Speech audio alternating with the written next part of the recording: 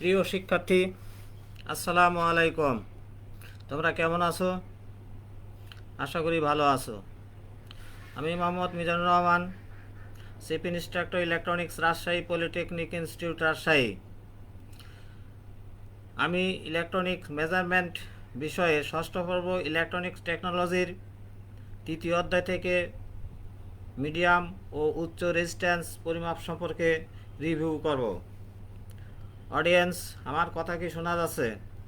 হ্যাঁ, চলো আমরা এবার মূল আলোচনায় যাই। গত ক্লাসে আমরা আলোচনা করেছিলাম রিভিউ লো রেজিস্ট্যান্স পরিমাপ। আজকে আমরা রিভিউ করব হাই রেজিস্ট্যান্স পরিমাপ সম্পর্কে। এই অধ্যায়ে যে জিনিসগুলো আছে সেটা হলো understand the measurement of medium and high resistance, list the method of measurement of medium resistance, describe the Wheatstone bridge method of measurement of medium resistance, mention advantage of Wheatstone bridge method, discuss the precaution in measuring medium resistance by Wheatstone bridge method, describe the method of testing for localization of understand the cable fault, describe the Murray and Vary loop test method for localization of cable fault, describe the method of measuring of high resistance using megar, solve the problem related to Wheatstone bridge method. Medium range resistance 1 ohm থেকে 0.1 মেগাওহম পর্যন্ত হয়ে থাকে। বাস্তবে অধিকাংশ যন্ত্রপাতি resistance এই শ্রেণীর অন্তর্ভুক্ত। আমরা ইলেকট্রনিক সার্কিটে যেগুলো ব্যবহার করি সাধারণত মিডিয়াম ব্যবহার করি। হাই রেঞ্জ রেজিস্ট্যান্স 0.1 মেগাওহম থেকে এর বেশি মানের রেজিস্ট্যান্সগুলোকেই আমরা হাই রেজিস্ট্যান্স বলি। সাধারণত ওপেন সার্কিট এবং ইনসুলেশন রেজিস্ট্যান্সগুলো হলো হাই রেজিস্ট্যান্স। তাহলে এই হাই রেজিস্ট্যান্স বা মিডিয়াম রেজিস্ট্যান্স পরিমাপের যে পদ্ধতিগুলো, সেই পদ্ধতিগুলো হলো: 1 নম্বর ammeter voltmeter method, 2 substitution method, 3 Wheatstone bridge method, 4 ohm meter method. অর্থাৎ এই 4 পদ্ধতি সাধারণত আমরা মিডিয়াম রেজিস্ট্যান্স পরিমাপ করতে পারি। হুইটস্টোন ব্রিজের মূলনীতি হলো: the Wheatstone bridge is an instrument for making comparison measurement and operates আপন এ নাল ইন্ডিকেশন প্রিন্সিপাল। অর্থাৎ হুইটস্টোন ব্রিজটা হলো যে তুলনামূলক পরিমাপ করে এবং শূন্য ইন্ডিকেশন নীতির উপর ভিত্তি করে কাজ করে। চিত্রে আমরা একটা বেসিক হুইটস্টোন ব্রিজ দেখিয়েছি। এখানে 4টা বাহু আছে, পি, কিউ, আর এবং এস। এখানে পি, কিউ দুটো জানা মানের রেজিস্ট্যান্স, আর হলো অজানা যে রেজিস্ট্যান্সটা আমরা পরিমাপ করব, এস হলো জানা কিন্তু ভেরিয়েবল স্ট্যান্ডার্ড রেজিস্ট্যান্স, আর ই হলো সাপ্লাই ভোল্টেজ।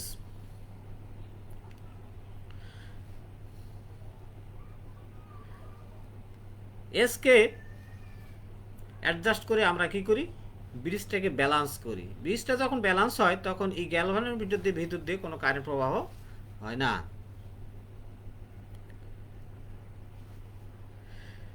তাহলে এই ব্রিজটাকে আমরা এসকে অ্যাডজাস্ট করে ব্যালান্স করা হয়েছে। এই ব্যালান্স অবস্থায় যে জিনিসগুলো আমরা পাবো সেটা হলো এই ব্রাঞ্চের রেজিস্টিভ ড্রপ, অর্থাৎ I1P ইকুয়াল টু I3Q,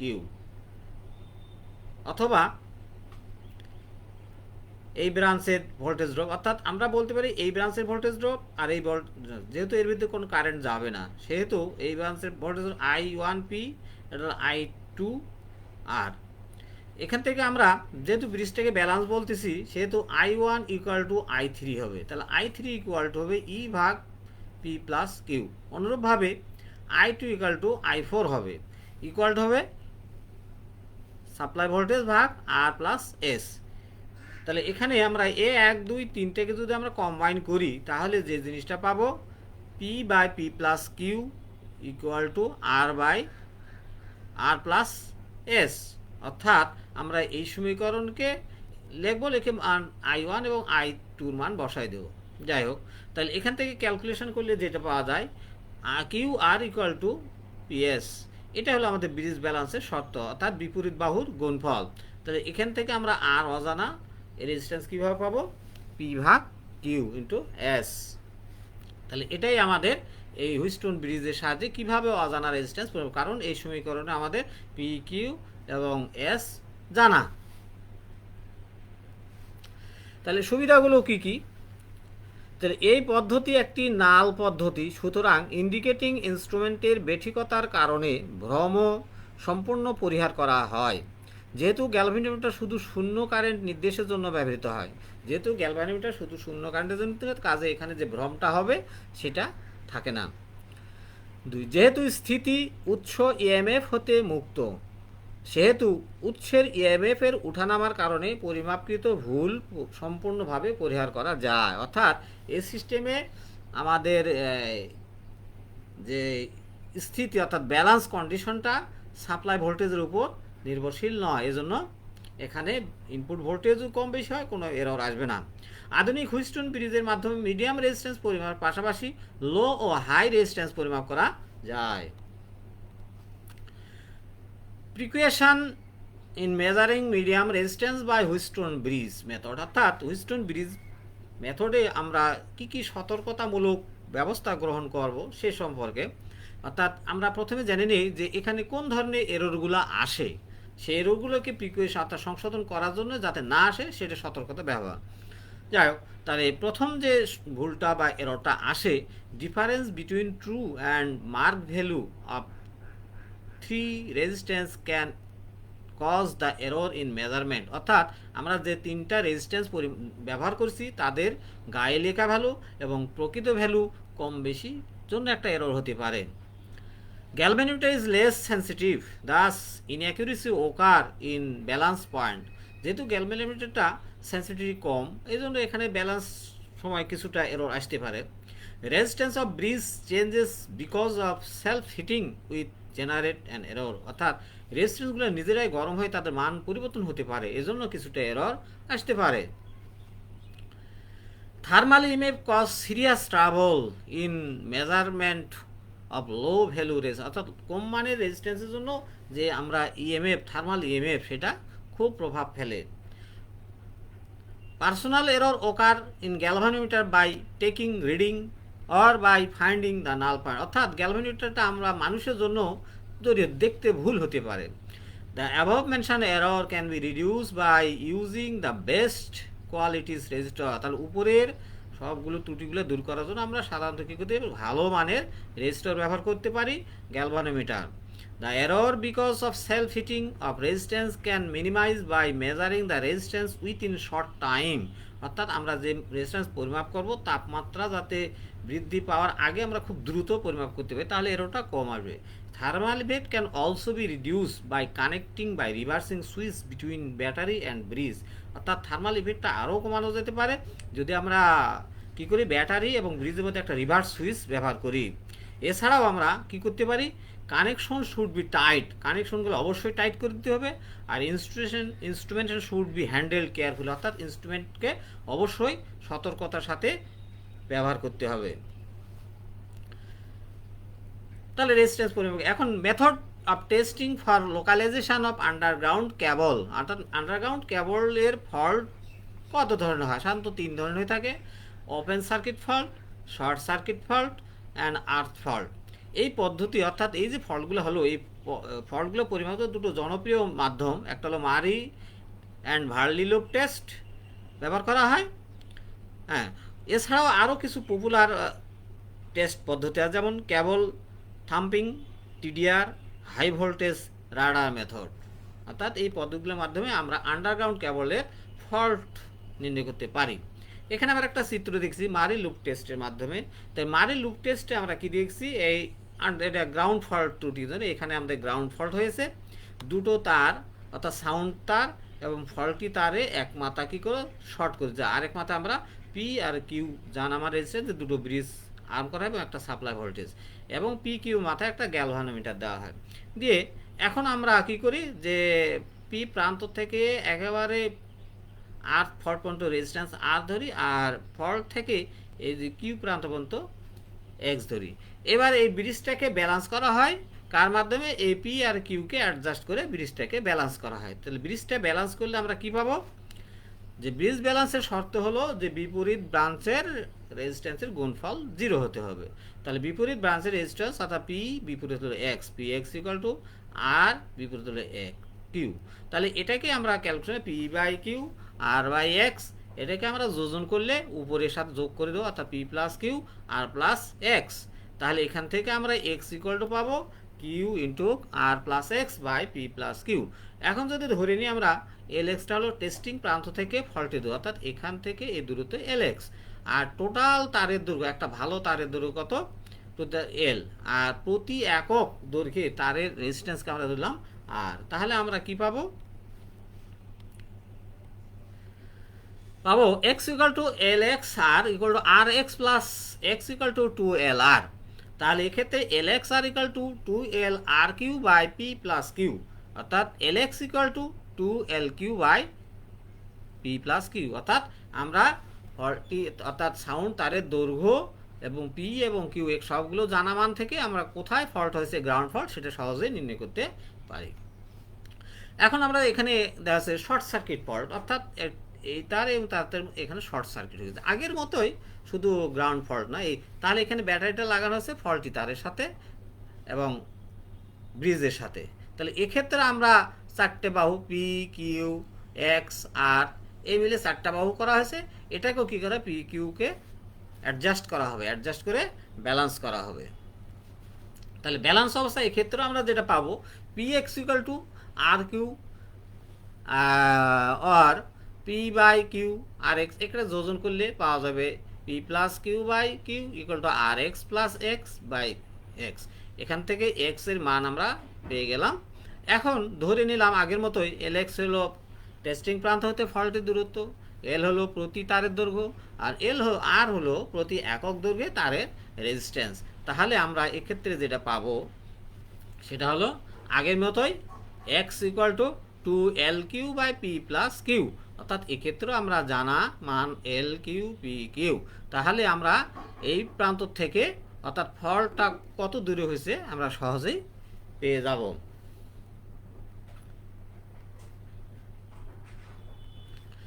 এখন আমরা দেখি ভার্লি লুপ টেস্ট। মারি লুপ টেস্ট আমরা দেখলাম, এখন ভার্লি লুপ টেস্ট। এক্ষেত্রে পার্থক্য হলো কিউ প্রান্তে একটা জানা মানের স্ট্যান্ডার্ড ভেরিয়েবল রেজিস্ট্যান্স ব্যবহার করা হয়। তাহলে আগের মতো এখানে কি করা হতো, দুটো পয়েন্ট, প্রত্যেকটা টেস্টে দুটো পয়েন্ট থাকবে, কি 1 এবং 2, এই কি চাবি। তাহলে এই চাবিটাকে একবার 1-এ রাখা হবে, একবার 2-এ রাখা হবে। তাহলে চাবিটাকে যদি আমরা 1-এ রেখে ব্রিজটাকে যদি ব্যালেন্স করি, তাহলে সেক্ষেত্রে আমরা ব্যালেন্স অবস্থা যেটা পাবো বিপরীত ব্রাঞ্চ, অর্থাৎ P into S one. S one কেন বলা হয়েছে, যেহেতু এখানে এস ওয়ান বলা হয়েছে, যেহেতু প্রথম সুইচে রাখা হয়েছে, তাহলে এস ওয়ান বলা হলো এক্ষেত্রে এস এর মান। তাহলে আর কি পাবো, Q into R plus X. এখান থেকে ক্যালকুলেশন করলে যেটা পাবো P by R plus X Q by S one. এটাকে আমরা সমাধান করেছি, করে কি বেরিয়েছে যে R X R plus X equal to P S one by Q. এটা আমরা একটা সমীকরণ পেলাম, এটা রেখে, অর্থাৎ এক্ষেত্রে আমরা পেয়ে যাব এখান থেকে দূরত্বকে এই রেজিস্ট্যান্সের মান। এখন আমরা এই 2 নম্বর সুইচটাকে 2 নম্বর পজিশনে রাখি। তাহলে এক্ষেত্রে রাখার পর আবার ব্রিজটাকে ব্যালেন্স করা হবে। ব্রিজটাকে ব্যালেন্স করার পর যেটা পাবো আমরা বিপরীত ব্রাঞ্চের গুণফল, অর্থাৎ P into S two plus X equal to Q R. তাহলে এক্ষেত্রে আমরা যেটা পাবো ক্যালকুলেশন করলে P by Q equal to R by S two plus X. তাহলে আমরা এক্ষেত্রে কি করলাম, যে পি প্লাস কিউ অর্থাৎ যোজন উপরে যা আছে তার সাথে আমরা যোগ করলাম, যোগ করে এই জিনিসটা পাবো। এখন যোগ করার পর যেটা হলো আড়াআড়ি গুণ, অর্থাৎ এটার সাথে এটা গুণ করলে P plus Q into S two plus X equal to R X plus R plus X plus S two into Q. তাহলে এক্ষেত্রে আমরা সর্বশেষ যেটা পাবো X equal to Q into R plus X plus Q into S two P into S two Q S two, অর্থাৎ এটা বাদ যায় আমাদের সিম্পল যে ইকুয়েশনটা পাওয়া যাবে সর্বশেষ, সেটা হলো এক্ষেত্রে আবার এই আর এক্স এর মান বসায় দেওয়া হলো, দিয়ে ক্যালকুলেশন করে সবার শেষে যেটা পাওয়া গেল P S one minus S two P plus Q, অর্থাৎ S1 জানা, S2 জানা, পি জানা, কিউ জানা, এই মান থেকে অজানা রেজিস্ট্যান্সটুকু আমরা পেয়ে গেলাম। এখন যদি তারের ফল্টি তারের যে দৈর্ঘ্য, প্রতি একক মিটারে যে দৈর্ঘ্য, সেই দৈর্ঘ্য যদি হয়, অর্থাৎ যেখান থেকে ফল্ট হয়েছে ফল্ট স্থানের দূরত্ব এলএক্স হয়, আর যদি একক দূরত্বে কেবল রেজিস্ট্যান্স হয়, তাহলে এলএক্স, অর্থাৎ যেহেতু আমরা এখানে এক্স এর মান পেয়ে গেছি, তাহলে ওই এক্স এর মান ব্যবহার করে আমরা সহজেই কোথায় ফল্টটা হয়েছে সেটা নির্ণয় করতে পারি।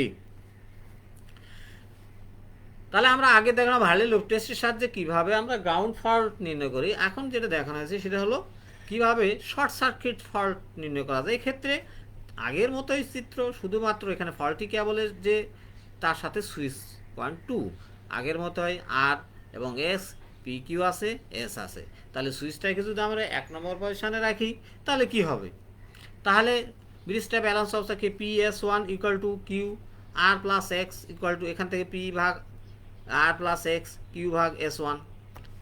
হ্যাঁ, এখন এটাকে যদি আমরা ক্যালকুলেশন করি তাহলে R plus X equal to P S one আগের মতোই বা কিউ। এখন সুইচটাকে যদি 2 নম্বর পজিশনে রাখি, তাহলে রাখার পরে এটাকে ব্যালেন্স করি এবং সেই শর্ত অনুযায়ী আমরা পাবো S two plus X equal to Q R. এটাকে ক্যালকুলেশন করে আমরা এই লাইন পাবো। তারপরে কি করব, এটাকে যোজন করলাম, অর্থাৎ নিচেরটাকে উপর সাথে যোগ করলাম, করার পর আড়াআড়ি গুণ করলাম।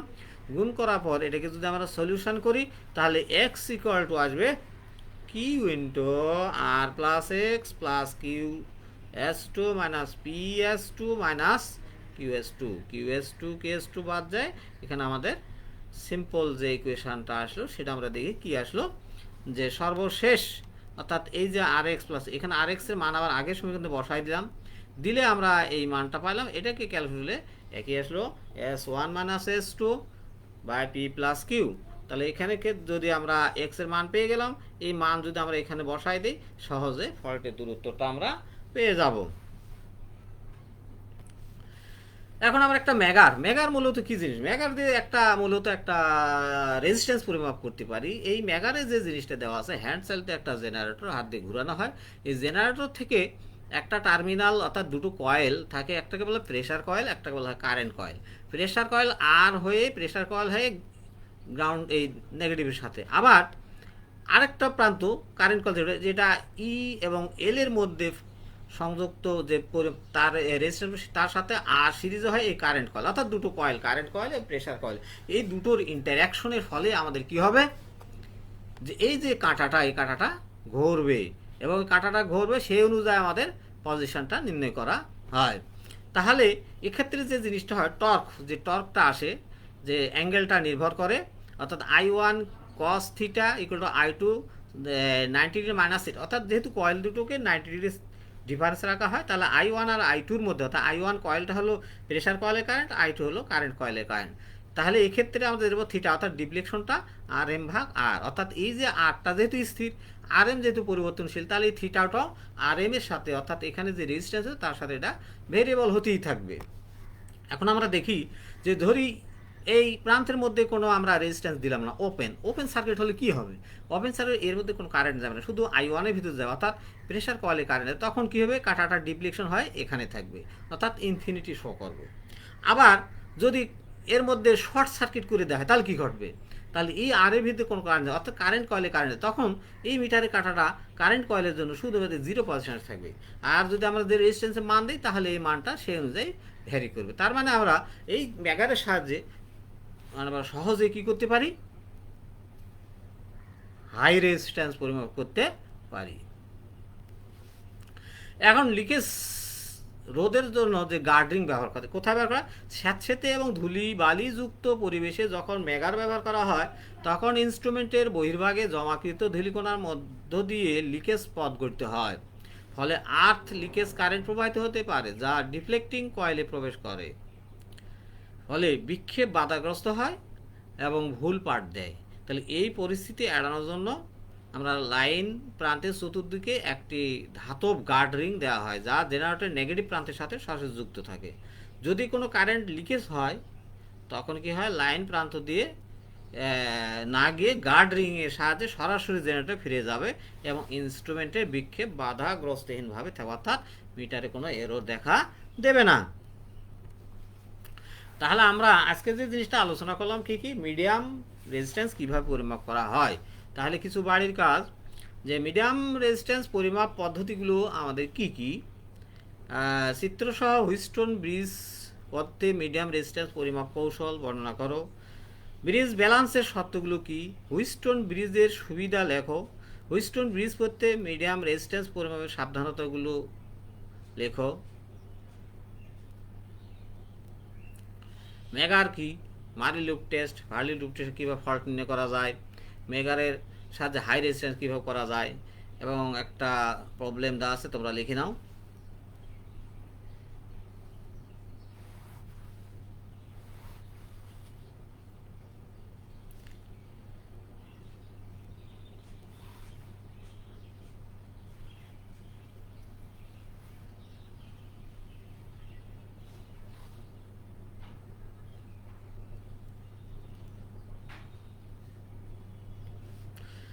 তাহলে আগামী ক্লাসে আমরা আলোচনা করব understand the feature of impedance measurement. আর এই ক্লাসটা সরাসরি দেখার জন্য তোমরা একটা অ্যাড্রেস লিখে নাও, www.facebook.com/skills.gov.bd। আর এই ক্লাসগুলো পুনরায় দেখতে ভিজিট করবে শিক্ষাটা কারিগরি শিক্ষা অধিদপ্তরের একটা পেজ, লিখে নাও www.skills.gov.bd/dt। ধন্যবাদ।